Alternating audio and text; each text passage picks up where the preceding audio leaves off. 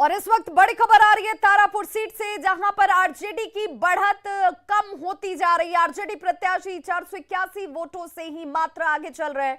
RJD उम्मीदवार को इस वक्त जो वोटों की संख्या है जो लोगों की तरफ से दी गई है वो 46,244 वोट का, और जेडीयू उम्मीदवार को 45,763 वोट मिले हैं। ये वो आंकड़े हैं।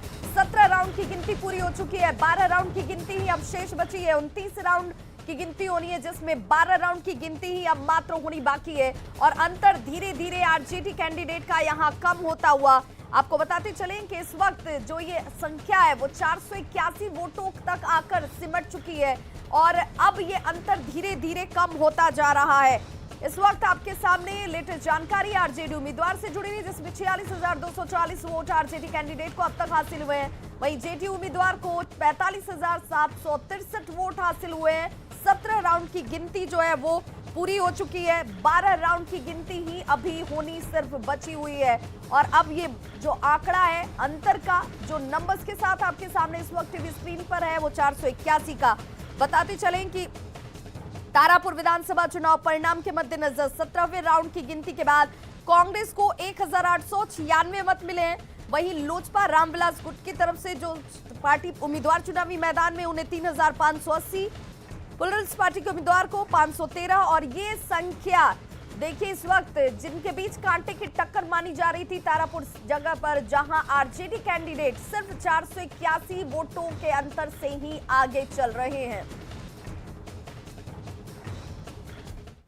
तो विधानसभा उपचुनाव में परिणाम से कांग्रेस नेताओं को निराशा हाथ लगी है, क्योंकि कांग्रेस दूर दूर तक नजर नहीं आती है। पार्टी के वरिष्ठ नेता और बिहार विधान परिषद सदस्य प्रेमचंद्र मिश्रा ने कांग्रेस की पराजय को स्वीकार करते हुए कहा है कि बिहार में कांग्रेस को अपना राजनीतिक वजूद बनाए रखने के लिए कड़ी मेहनत करनी होगी। चुनाव परिणाम को देखते हुए पार्टी के अंदर प्रदेश अध्यक्ष के इस्तीफे की मांग भी अब बेहद तेजी से उठने लगी है। प्रेमचंद्र मिश्रा ने कहा कि चुनाव परिणाम के लिए केवल प्रदेश अध्यक्ष को जिम्मेदार नहीं ठहराया जा सकता है। देखिए, ये बिल्कुल ही अपेक्षाओं के अनुरूप नहीं रहा, और हम बिना किसी लाग लपेट के विनम्रतापूर्वक अपनी हार स्वीकार करते हैं। इस उपचुनाव में दोनों सीटों पर कहीं भी आम जनता ने हमें कंसीडर नहीं किया कि कांग्रेस को वोट दिया जाए या नहीं दिया जाए, क्यों वोट दिया जाए। हम लड़े चुनाव, चूँकि पार्टी के अस्तित्व का सवाल था। यह चुनाव जेडीयू वर्सेस एनडीए ही था। बाई इलेक्शन जेडीयू की दोनों सीट थी, और आरजेडी विपक्षी पार्टी है, तो उन्होंने दोनों सीटों पर अपने उम्मीदवार खड़े कर दिए।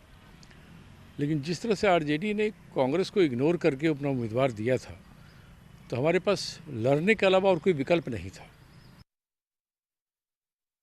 तो कांग्रेस ने बड़ी साफगोई से कहा है कि हमारे पास लड़ने के अलावा कोई विकल्प नहीं बचा था। हालांकि जनता जनार्दन ने हमें कंसीडर नहीं किया, हमें बहुत कुछ करने की, अब काम करने की जरूरत है, अपने आप को रिवाइव करने की जरूरत है। कुशेश्वर स्थान विधानसभा उपचुनाव की बात करें तो जेडीयू की जीत के बाद एनडीए खेमे में जश्न का माहौल, जिसकी तस्वीरें आपके टीवी स्क्रीन पर देखिए।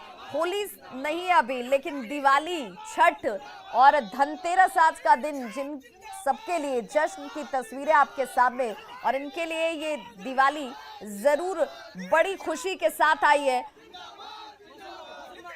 और देखिए, ये वो कैंडिडेट है अमन भूषण हजारी, जिन्होंने जीत दर्ज की है, और जैसे ही काउंटिंग सेंटर से बाहर निकले हैं, तमाम कार्यकर्ताओं के साथ जश्न की तस्वीरें, अबीर और गुलाल चेहरे पर देखिए किस तरीके से जश्न और खुशी को जाहिर कर रहे हैं, और कार्यकर्ता बेहद उत्साहित होकर, देखिए इस वक्त ये जश्न का मौका बड़ा हो जाता है। जीत के बाद कार्यकर्ताओं के साथ जश्न मनाने की ये तस्वीरें, जिसमें अमन भूषण हजारी, जिनके सामने अपने पिता के, इनके पिता की अगर बात की जाए, लगातार 3 बार उन्होंने जीत दर्ज की थी इस सीट से, और उनके निधन के बाद इस सीट पर उपचुनाव हुए। बेटे के सामने पिता की साख को भी बचाना था, जेडीयू की साख भी इस पर दांव पर लगी हुई थी। काम के आधार पर जनता क्या स्वीकार करती है। अमन भूषण हजारी ने यहां पर जीत दर्ज करके लोगों का भरोसा भी जीता है। अब उनके सामने काम करने की भी एक बड़ी जिम्मेदारी जरूर है, और इस वक्त ये कार्यकर्ता जश्न मनाते हुए तस्वीरें आपके सामने। अमन भूषण हजारी, जिन्होंने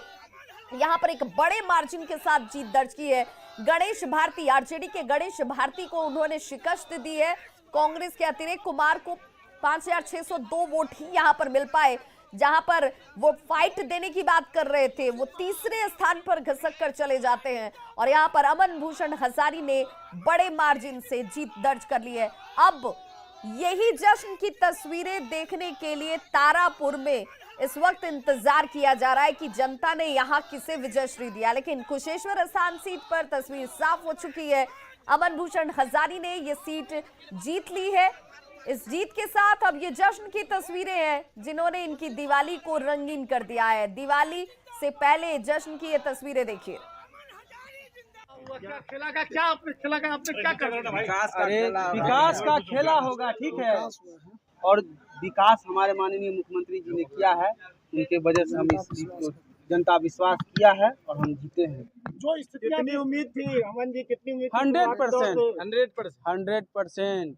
जो आरोप लगा रहे आरजेडी लगा रहा था कि यहाँ जो है आचार संहिता का उल्लंघन दिया, पैसे का खेल, आप क्या कहेंगे? क्या सभी गलत बात है? सुनिए, आप उसको जांच करवा सकते हैं कि आपने खुद से करके वीडियो बनाते हैं और वो हंस के बात करती है।